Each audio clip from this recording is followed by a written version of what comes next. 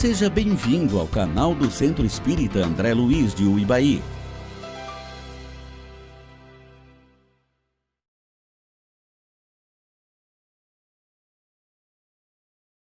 Olá, boa noite a todos. É um prazer recebê-los novamente aqui no Centro Espírita André Luiz. Convidar vocês para que a gente possa fazer a prece, depois alguns avisos e aí nós iremos para a nossa palestra, tá? Então, aqueles que se sentirem à vontade, gostaria de convidar a fechar os olhos, sentar numa posição confortável, se possível com a coluna ereta, que nós possamos elevar os nossos pensamentos ao nosso Mestre Jesus, pedirmos o amparo, a proteção dos bons espíritos, dos mentores do Centro Espírita André Luiz, dos nossos guias espirituais, que nós possamos receber boas influências, boas intuições, que possamos ser atendidos de acordo com a nossa necessidade, o nosso merecimento, que cada um possa sair daqui fortalecido para lidar com as aflições, com as dificuldades da vida, que possamos renovar a nossa fé, a nossa esperança, que saiamos daqui melhor do que quando chegamos. Possamos refletir ao longo dos próximos dias sobre a mensagem que será transmitida, sobre a importância da doutrina espírita. Agradecemos a Deus, a vida, as chuvas na nossa região, tão importante para a população em geral, para os agricultores, que nós possamos continuar desfrutando das bênçãos e da graça divina. Assim seja, graças a Deus. E aí eu gostaria de informar, passar alguns avisos que estão no Instagram do Centro e que estão nos grupos, a questão do Natal. Nós temos um Natal no dia 18, talvez aí com uma mudança nas atividades por conta aí dos decretos, mas a atividade se mantém. E aquelas pessoas que estiverem em casa ou aqui puderem doar brinquedos ou algo que possa ajudar, estamos aí abertos às doações. Gostaria de lembrar das atividades do centro aqui, que nós temos o Evangelho às quartas-feiras às 20 horas. Temos um grupo de estudo às sextas-feiras que retornará na primeira sexta-feira de janeiro de 2023. E essas são as atividades abertas. Temos também no sábado, hoje, o atendimento fraterno, que acontece a partir das 6h30 aqui no Centro Espírita André Luiz. Fica aí todos esses convites para a nossa população. Lembrando que nós temos uma biblioteca, uma livraria lá no fundo, livros para empréstimo e para venda. E aí nós vamos, de fato, para a palestra depois de alguns informes que a gente iria passar. Nós trouxemos como tema a doutrina espírita e as contribuições da doutrina espírita para nós, aprendizes de espiritismo. E eu gostaria de lembrar, primeiro, começar do começo para ficar bem lógico, que o espiritismo ele surge no 18 de abril de 1857 na França com a publicação de O Livro dos Espíritos. Ou melhor, um pouquinho antes já havia um preparo, espíritos já estavam se reunindo, o espírito de verdade já estava organizando uma equipe que iria trazer o plano terrestre, essa obra. Essa obra que nós falamos que foi codificada por Allan Kardec, mas que trabalharam vários e vários espíritos para que isso acontecesse. Não fica restrito a um único homem. Essa era a mensagem que foi deixada lá por Jesus quando falou no Consolador Prometido, que não tinha uma pessoa que reencarnaria essa obra. Esta, na verdade, não é uma pessoa, foi um coletivo que fez isso. Um coletivo de médiuns encarnados. Lá são citados vários médiuns, a senhorita Ruth Celine Jafé, as meninas Baudin e várias outras pessoas, a médium Hermance, que participaram deste trabalho, E encarnados também. Ali nós tínhamos Kardec, tinha Delane, tinha outros espíritos que continuaram com as investigações, depois ali da publicação. Mas o grande marco é o 18 de abril de 57, de 857, com a publicação de O Livro dos Espíritos. O que o Espiritismo trouxe para a gente, que de repente eu não vi em outra doutrina, ou nas outras doutrinas, de repente, eu não entendi qual foi a mensagem trazida, né? Um dos pontos é a mediunidade. Fala, Maurício, mas o Espiritismo trouxe a mediunidade, então quer dizer que a mediunidade ela nasce com o Espiritismo? Jamais. Antes do Espiritismo, antes da doutrina espírita, a mediunidade já estava aí. O que nós temos de diferente a partir da doutrina espírita? Que a mediunidade ela vai ser entendida como algo que pode ser estudado cientificamente. E aí causa espanto nas pessoas que a mediunidade possa ser estudada como ciência. As pessoas falam, mas como que você vai estudar mediunidade enquanto ciência? Mas daqui a pouquinho eu falo desse ponto dela quanto ciência. Primeiro, vamos pensar na mediunidade. Antes de Jesus, antes de Moisés, já existiam manifestações mediúnicas. Se a gente pegar os gregos, não precisa ser um livro religioso, nós vamos escutar ou ler, né, sobre o oráculo de Delfos, lá no templo de Apolo, as pitonisas, as mulheres que entravam em transe, ficavam mediunizadas e traziam mensagens que eram os deuses gregos falando por pessoas. Então a pessoa ia consultar um oráculo e esse oráculo falava sobre algo que poderia acontecer no futuro, trazia uma revelação, se uma pessoa seria curada ou não seria curada, trouxe a revelação lá da filosofia, quem é o homem mais sábio? É Sócrates, e Sócrates passa a fazer sua filosofia pensando nisso. Então, pessoas mediunizadas estavam aí na humanidade, como diria o outro, desde que o mundo é mundo. Então, a mediunidade sempre existiu. Kardec esclarece, os espíritos esclarecem, que é uma faculdade humana. Assim como nós temos uma faculdade intelectual, nós temos a mediunidade como faculdade. É algo que é inerente à criatura humana. Mas, Maurício, por que eu não vejo espíritos? Por que eu não ouço espíritos o tempo inteiro?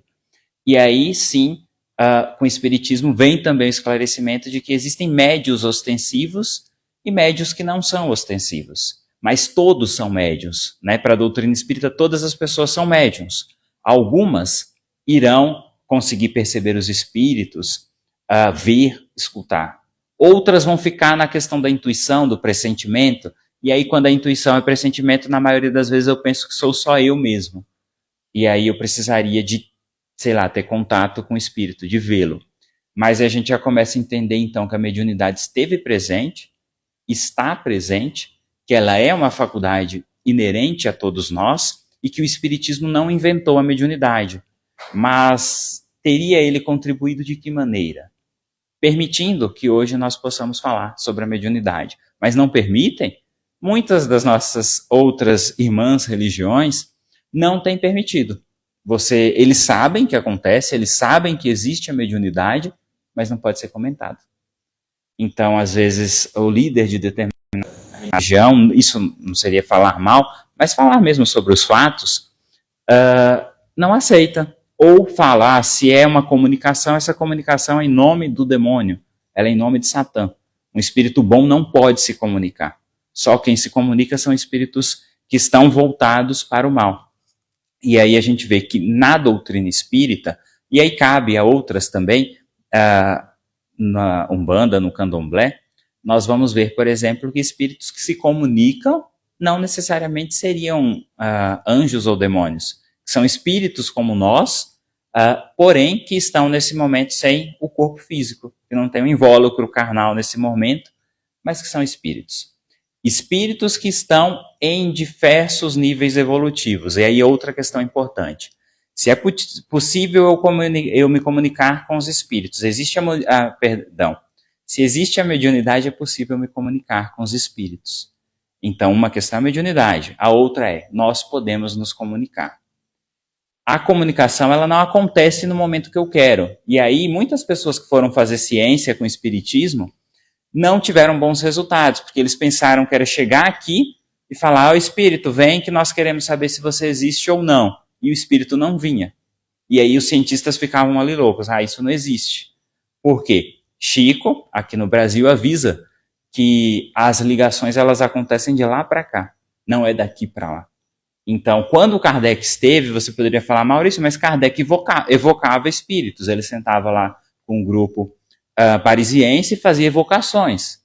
Era um trabalho de codificação de doutrina, um trabalho onde Kardec teve essa permissão e era bem orientado para que isso acontecesse. Depois disso, depois desse período, as coisas não se recomenda essas evocações, você chamar espíritos nominalmente, e nós também sabemos que os espíritos que vão se manifestar, nem sempre eles vão se identificar de forma devida. Muitas vezes eles podem ser espíritos que estão querendo somente brincar com a gente, ou que queiram conversar e passe um nome, mas um nome que de repente não corresponda a uma determinada personalidade. Então as comunicações existem. Por que eu trouxe isso, né? Por que eu estou dizendo isso? Porque às vezes eu venho ao centro ou vou a determinados centros espiritualistas querendo me comunicar com um determinado parente. E aí tem centro que a pessoa fala, eu garanto que eu trago seu parente agora. E você vai falar com seu parente agora. E aí já é para a gente ficar desconfiado, porque eu não tenho como garantir que o parente do outro desencarnado vai vir quando eu quiser. Ele pode se manifestar quando ele quiser, e ele pode se identificar se ele quiser e tiver permissão. Essa identificação, essa evocação, ela não depende de mim. Né? E tem até aquela história que falam que durante um tempo teve um centro que estava recebendo comunicação e perguntaram quem era o espírito perguntaram, você é Jesus, é isso mesmo? Ele falou, sim, sou Jesus. E aí começou a encher, as filas eram enormes, as pessoas queriam ir ao centro, escutar a psicofonia, escutar Jesus falando. E depois que chamaram um grupo de espíritas, falaram, olha, essa mensagem não condiz com o espírito da elevação de Jesus. Será que é Jesus mesmo? Vamos lá, e foram para a reunião. E aí o espírito, quando a pessoa esclarecida chegou, falou, você tem se passado por Jesus? Você é Jesus mesmo? Ele falou, sim, sou Jesus. Ele falou, mas sua mensagem, ela não tem toda a elevação que queria condizer com a mensagem de Jesus. Ele falou, não, eu sou Jesus, mas eu sou Jesus que trabalhava lá na padaria. Aí eu desencarnei, eu vim aqui no centro em reunião e me perguntaram, Jesus. Eu falei, sou Jesus. E de fato, ele era Jesus. Não era o Jesus lá do quadro, né, que a gente pintou daquela forma ali, que pintaram daquela forma. Mas era um outro Jesus. Então, se é possível se comunicar, é possível também haver esses erros, é possível que as pessoas entendam mal e que eu vou chamar o parente, por exemplo, ele vai vir. Não é assim. Depende de permissões. Essa seria uma outra contribuição do Espiritismo. A comunicação, o esclarecimento, e aí a mediunidade enquanto ciência. E aí eu dizia assim, que o grande problema que nós encontramos na mediunidade enquanto ciência foi que os cientistas foram pensando que tinha uma matéria como eu levo uma medicação, peço para alguém tomar e depois vou avaliar os resultados com exames. Eu pensei que iria acontecer assim. E aí, quando nós lidamos com espíritos que têm vontade própria, que são seres autônomos, que têm livre-arbítrio, as coisas não acontecem assim. Eles não apareciam quando eles queriam. E quando apareceram, nem sempre eles estavam comprometidos com a pesquisa. Eles foram lá, alguns, brincar. Ah, Maurício, então a mediunidade não pode ser ciência? Ora, se eu venho para um centro espírita, eu estou dentro de uma reunião mediúnica, estou buscando fazer ciência com sinceridade, com respeito à causa, por que os fenômenos não vão acontecer? Eles aconteceram. Eles aconteceram em várias reuniões na presença de Chico ou de outros médiuns aqui no Brasil. Por que acontece fenômenos na presença de Divaldo ou de outros, né? Porque existe seriedade com a causa. Eles não estão ali para que as coisas aconteçam de acordo com a vontade deles. Eles estão ali para que as coisas aconteçam. E aí acaba acontecendo. Então, quando eu entendo o Espiritismo como mediunidade, é isso. Aí tem um livro chamado Livro dos Médiuns, faz parte da codificação, e lá traz formas de você lidar com os espíritos, como conversar com o espírito, como entender os médiuns, quais são os tipos de mediunidade. Então, aí se apresenta como ciência. O Espiritismo aí se apresenta como ciência. E aí uma coisa que eu não falei no começo, e posso falar agora, quando nós falamos em doutrina, e aí eu disse que era doutrina espírita, a doutrina é um conjunto de princípios. Então, a doutrina espírita, ela traz princípios religiosos, filosóficos e científicos. No Brasil, muito conhecida a parte religiosa por conta da mediunidade de Chico e do papel que Chico teve para o Brasil. Mas ele é uma vertente filosófica e é ciência também. Ciência com o outro mundo, ciência da mediunidade. A ciência espírita ela vai mais nesse sentido, de a ciência de lidar com este outro mundo, que é o outro ponto, outra contribuição espírita. Eu descobrir que o espírito não morre. Eu descobrir que meu corpo vai, em algum momento, perecer, mas que o espírito permanece vivo, e que, na verdade, eu falo que essa é uma existência, mas que a vida ela permanece. Então, para o espiritismo, seria essa uma contribuição, não existe a morte. O espiritismo matou a morte. A morte, ela é algo que fica no passado. Pensando enquanto espíritas. Porque eu entendo que eu estou vivo e permanecerei vivo por toda a minha imortalidade. Não diríamos pela eternidade, né? Porque a gente entende que para ser eterno, você não tem começo e não tem fim. Aí somente Deus. Mas por toda a imortalidade, nós estaremos vivos enquanto espíritos. É outra contribuição. Agora, eu preciso entender, eu preciso aceitar essa condição de que sou espírito e de que não vou morrer. Porque aí eu vou passar a viver a vida espiritual. Eu vou dar mais valor à vida espiritual. A gente vem àquele ponto de que as coisas do mundo não são um problema. A matéria, o dinheiro não é um problema. O problema é o que eu tenho feito com isso. Este é o problema, eu espírito. O que eu faço com o dinheiro? O que eu faço com os prazeres? Este é o problema, não é a coisa em si. Ela seria neutra nesse sentido. Então, como eu estou me preparando para esta outra vida? Sabendo também outro esclarecimento que o Espiritismo vai trazer, outra contribuição, e aí bem agradável, é a gente saber que não existe um inferno e que não existe um céu. Um inferno é bem agradável você saber, ou eu saber que não existe, porque já não vou precisar ficar lá ardendo por toda a eternidade. Existe a possibilidade de estar agindo aqui agora, me afastando da lei divina, mas isso não me condena. Eu, em algum momento, poderei me reajustar às leis divinas. E quando eu me reajustar às leis divinas, eu não vou ser visto de forma a causar preconceito, digamos assim. As pessoas que estão mais evoluídas não vão me ver com preconceito. Porque todos, ou a maioria de nós, durante esse percurso de evolução espiritual, erramos bastante, não agimos de acordo com as leis da divindade, muitas vezes porque a gente nem conhece essas leis. E é no transcurso dessas reencarnações que a gente vai tomando conhecimento. Então é no decorrer dessas reencarnações, assim como o aluno, né, colocando o planeta Terra, uma das funções seria de escola, outra de hospital, por exemplo, mas pensando aqui na função de escola, o aluno que não conseguiu fazer a tarefa bem hoje, ele não está impedido de amanhã tentar fazer novamente. E esse é o objetivo, que amanhã ele faça novamente. Então, com a reencarnação que eu tenho hoje, os pontos que eu não consegui acertar aqui agora, lá no futuro eu posso fazer isso. E eu sei que não existe um inferno. Isso conforta aqueles que têm parentes e que muitas vezes, de repente, o parente, a pessoa que você gosta, não tem levado uma vida assim tão exemplar, e aí você fala, nossa, meu parente morreu e ele vai. Aí você coloca outro no inferno sem ir junto, né? Você fala assim, meu parente vai para o inferno, eu não vou, mas ele vai, e aí nós vamos nos separar eternamente. Isso já não existiria, porque nós não estamos condenados a ir para o inferno. E aí vem outra beleza e é outra contribuição do Espiritismo, que ele diz assim, nós iremos nos reencontrar. Então, a pessoa que se foi hoje ou se foi ontem, nós iremos encontrá-la em algum momento. Pode ser que isso não aconteça de imediato. Eu desencarnei agora e já estou lá com a minha família. Não é isso. Vai depender da condição que eles estão, da minha situação depois do desencarne, né? Para que eu possa lidar com essas pessoas, para que eu possa reencontrar essas pessoas.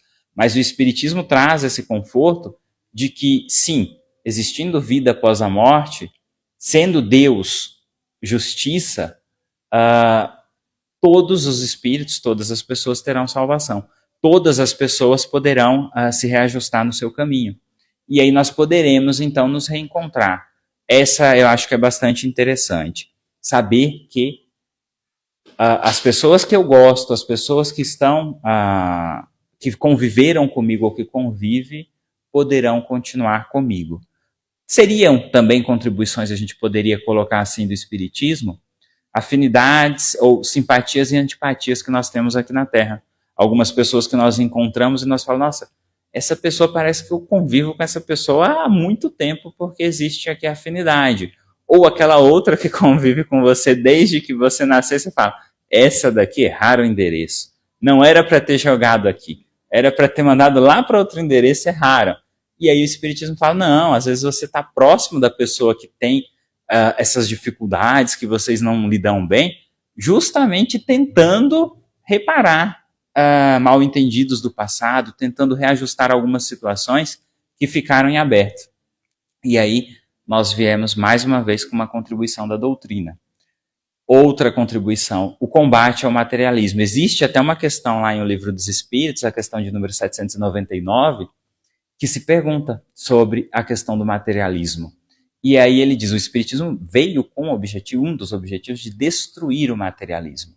É o fazer as pessoas que aqui encarnadas estão entenderem que o espírito é mais importante que a matéria. As pessoas entenderem que quando eu passar a viver enquanto espírito, a matéria ela pode ser distribuída entre as pessoas, nós poderemos viver em harmonia, mas eu preciso entender a vida enquanto espírito.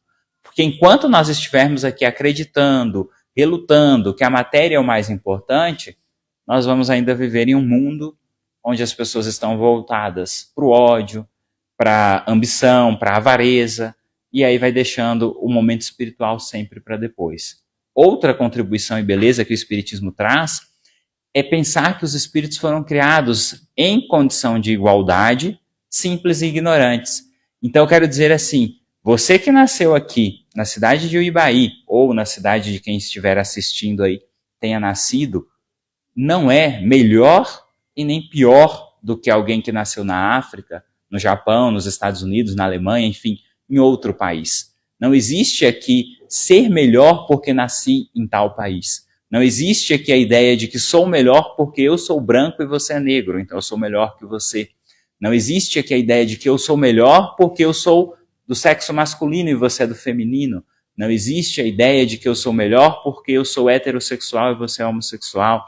Não existe a ideia, entende? Quando eu olho enquanto espírito, quando eu passo a entender que os espíritos foram criados da mesma maneira, nós vamos entender que não importa a sua religião, o local que você nasceu, a cor da sua pele, a orientação sexual, que nada disso tem importância. Aí, espero que nós cheguemos um dia, que nós estejamos todos nós aqui juntos, quando as pessoas de fato compreenderem isso. Quando a gente não tiver aí os atos de injúria racial, de racismo, ainda tão presente e frequente na nossa sociedade, quando o homem não se achar superior à mulher, ou o inverso, que aí tem algumas mulheres que defendem, não, agora a mulher precisa mostrar que ela é superior ao homem. Na proposta espírita, ela não precisa mostrar que ela é superior ao homem, ela precisa mostrar que nós somos iguais e que não existe diferença. Então essa seria, ou é, mais uma das contribuições da doutrina espírita. Fazer com que nós possamos entender que somos iguais. Né? O Espiritismo traz isso. Mas o Espiritismo resgata o cristianismo. O Espiritismo vai buscar lá no berço a doutrina, os ensinamentos que foram trazidos por Jesus e que eu, lá na Igreja Católica, depois nas igrejas protestantes, distorci e coloquei aquele pensamento de acordo com meus interesses pessoais ou meu interesse coletivo de igreja. Quando eu entendi que era preciso beneficiar a minha causa enquanto igreja, que era preciso distorcer a mensagem cristã de acordo com o meu ego e com os meus interesses. Então o Espiritismo ele vem resgatar isso. Ele vem dizer para as pessoas que o verdadeiro cristianismo, que o verdadeiro cristão e o verdadeiro espírita não teria diferença, porque o objetivo do Espiritismo é fazer com que a pessoa se torne o verdadeiro cristão. E aí, se você conseguir se tornar um cristão de verdade na igreja evangélica, você conseguir se tornar um cristão de verdade na igreja católica, você não precisa nem vir ao centro espírita. Você não precisa nem saber que o Espiritismo existe. Porque você está pronto. A questão é, eu preciso entender isso, eu preciso pegar as palavras que foram ditas no Evangelho, entendê-las, depois, como diria Alcione lá no Renúncia, né, na psicografia de Emmanuel, por Chico, é preciso conhecer a mensagem, para que depois nós possamos meditar essa mensagem, depois sentir essa mensagem, por fim, vivenciar essa mensagem. Então, são os 4 passos que Alcione traz lá para a gente no romance Renúncia, mostrando justamente que é isso que nós precisamos fazer com o cristianismo hoje. Fácil? Nem um pouco. Nem um pouco fácil, porque é querer dar um passo talvez bem grande, mas qual seria então o nosso objetivo, né?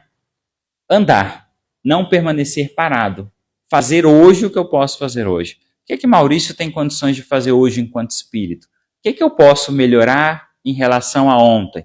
E eu acho que o Espiritismo traz também como contribuição a ideia de que nenhum líder espiritual vai te conduzir, pegar você pela mão e te colocar lá no céu ou numa colônia espiritual.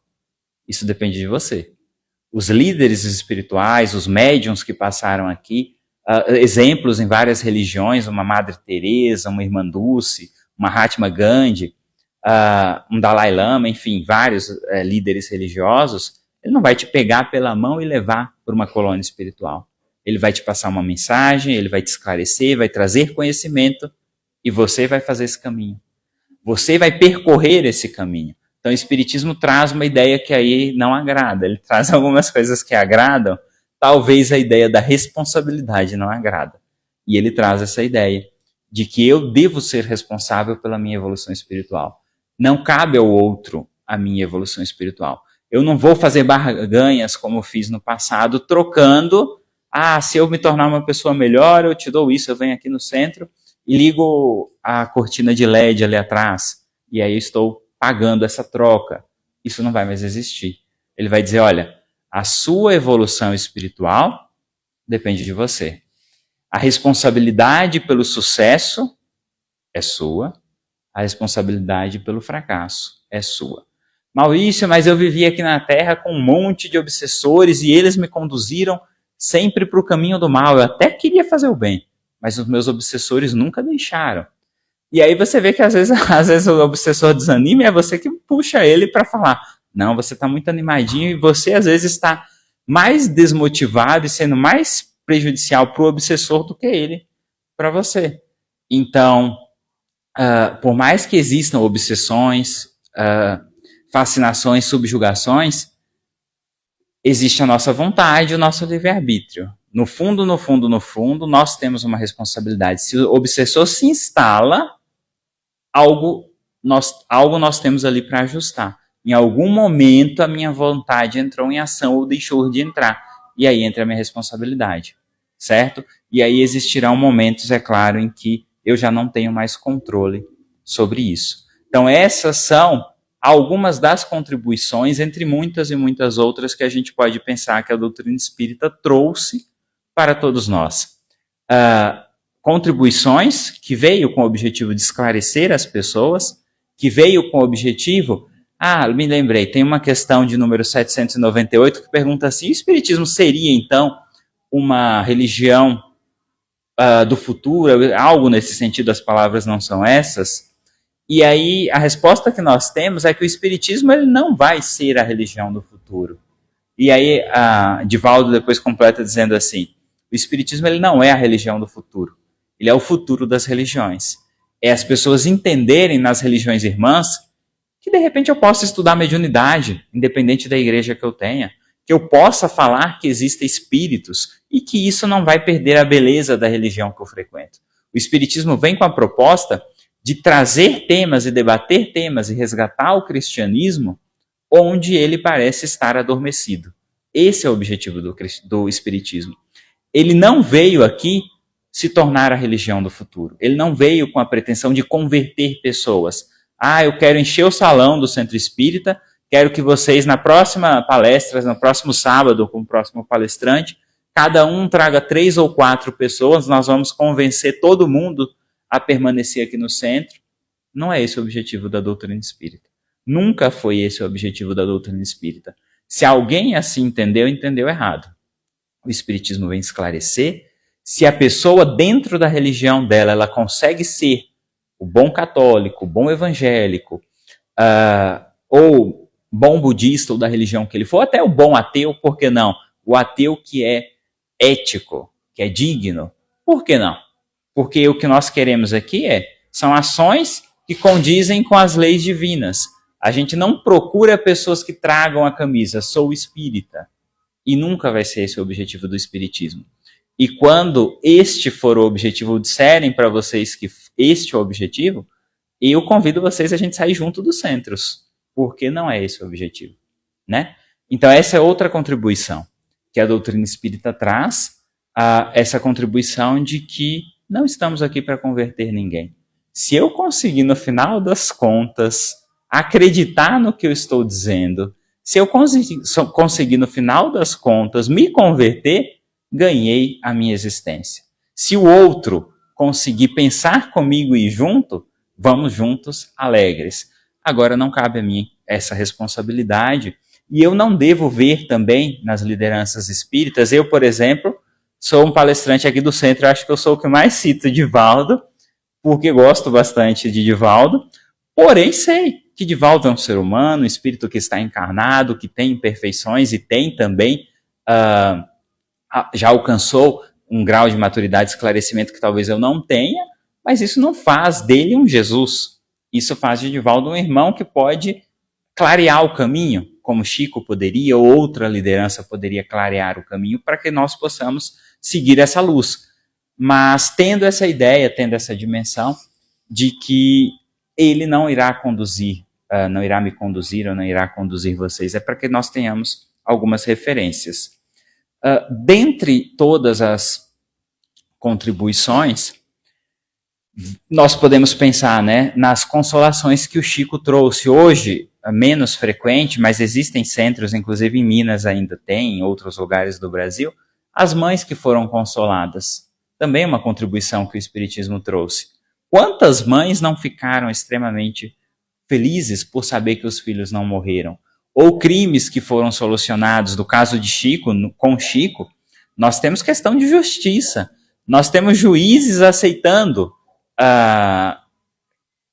psicografias como algo verídico. Nós temos pais perdoando o outro porque a arma, de repente, disparou acidentalmente e, no momento, só tinha 2 jovens, um morreu, então ele não tinha mais uma versão para contar. Quem ficou vivo contou que foi um acidente, mas é bastante suspeito que a pessoa que está encarnada diga, não, ele morreu no acidente. Quem vai mostrar isso? E aí o espírito aparece, escreve lá e fala, foi um acidente mesmo. Ele não me matou. E aí a família acredita, porque na carta fala, Maurício, mas isso aí é telepatia, eles pegam isso aí no ar, pega o pensamento do outro. Na carta trazia alguns elementos, apelidos, que só a família conhecia e às vezes que até a própria familiar não conhecia, que era preciso recorrer a alguém mais velho, que tinha mais idade, digamos assim, alguém mais vivido, para que essa pessoa pudesse falar, não, de fato, essa pessoa existiu, isso aconteceu. Porque às vezes fugia até do conhecimento do próprio indivíduo que estava ali. E aí nós temos também como contribuição da doutrina espírita. Doutrina espírita, a gente lembrou em um momento, nós estivemos aqui falando que o Brasil é o coração do mundo, a pátria do Evangelho, psicografia do Chico por Humberto de Campos, entra, já que a doutrina espírita e as contribuições dela, entra o nosso papel agora, então, enquanto brasileiros, na divulgação, na construção dos ideais espíritas, de fazer as pessoas entenderem a importância que essa doutrina tem. Palestrantes brasileiros têm ido para o exterior, têm contribuído com o movimento espírita fora do Brasil, para que as pessoas retomem esses conhecimentos, para que as pessoas entendam a beleza de pensar que nós não vamos morrer, de que nós vamos continuar vivos. Eu acho que essas, assim, em linhas gerais, e não querendo me alongar, trabalhando aqui dentro do que eu costumo trabalhar na casa aí dos 35, 40 minutos, é este o nosso recado para a noite de hoje, do 3 de dezembro de 2023. E aí, antes de passar aqui a palavra para, porventura, alguém que queira perguntar algo, eu gostaria de agradecer as pessoas que estão aqui encarnadas, gostaria de agradecer aos desencarnados, que eu não, enquanto médium, não sou médium ostensivo, então não vejo nenhum dos que aqui estão, gostaria de agradecer mesmo assim, e gostaria de agradecer aos que estão em casa ou que no futuro irão assistir, a paciência e a caridade de vocês para comigo, de poder me escutar. E aí temos perguntas que, assim, se eu não souber responder, em algum momento a gente pesquisa e traz uma resposta, né? Não tendo a pretensão de saber responder a tudo que possa ser perguntado. Alguém gostaria de fazer alguma pergunta? Fique à vontade. Não? Estamos com frio, com sono? 2022, eu falei 23? Ave Maria, estou com pressa. Então, nós estamos no 2/12 de 2022. Não era para ser cômico, porque eu sou das pessoas mais sérias que existem, mas, então nós estamos no dia 3 de dezembro de 2022, num sábado, no Centro Espírita André Luiz, na Rua Mirda Serra, próximo à rodoviária, em Uibaí. Com todas as informações agora para vocês verem e acreditarem nas informações que eu passei anteriormente, que eram verídicas, tá? Agradeço a presença de todos, então farei uma prece de encerramento e é isso. Gostaria de convidá-los a fechar os olhos, aqueles que se sentirem à vontade, sentar numa posição agradável, se possível com a coluna ereta, que assim nós possamos agradecer a Deus, a vida, a este momento, que cada um de nós possamos ter sido atendidos de acordo com a nossa necessidade, o nosso merecimento. Peçamos sabedoria, coragem para continuarmos com as nossas jornadas, que nós possamos conhecer os benefícios e as contribuições que a doutrina espírita trouxe para o ser humano, que nós possamos estar atentos, alertas, vigilantes à oportunidade da reencarnação, que acima de tudo, nós entendamos que somos um espírito e que estamos aqui momentaneamente neste corpo, que em breve deixaremos o corpo e continuaremos a nossa vida. Então, o mais importante é aquilo que eu estou aprendendo, é aquilo que eu irei levar, mesmo sem ter um corpo físico.